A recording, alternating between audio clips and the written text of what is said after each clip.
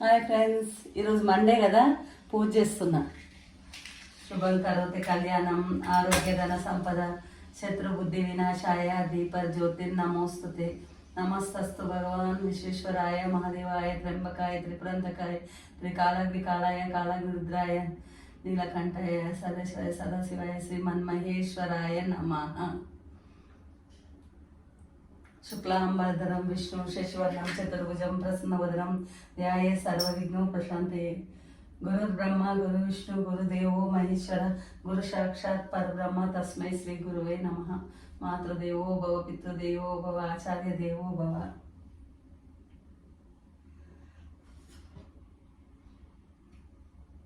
Friends, నేను ఎక్కువ మటుకు అసలు రోజు స్నానం చేసి జపం చేసుకుంటా.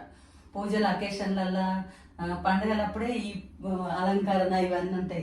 ఈ అలంకరణ ఎందుకు చేసిన అంటే మనం ఎట్లా అలంకరించుకుంటామో భగవంతుడిని కూడా మనం అలంకరించాలి. ఎందుకంటే భగవంతుడు మనల్ని అలంకరిస్తుంది కదా. అలంకరణ అంటే ఏంటి?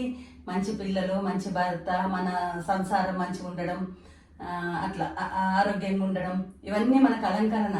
అంటే భగవంతుడు మనకి ఏమి ఇచ్చిందని అడుగుతాం కదా, ఇది మనకి ఇచ్చింది భగవంతుడు.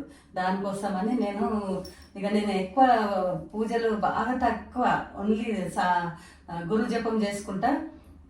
ఏంటంటే మామూలుగా జపాలు వేరే జపాలు చేసుకుంటా అంతే తప్ప ఎక్కువ గుళ్ళ పోవడము పూజలు చేయడము అవి బాగా తక్కువ నేను. ఎందుకంటే మానవ సేవే మాధవ సేవ.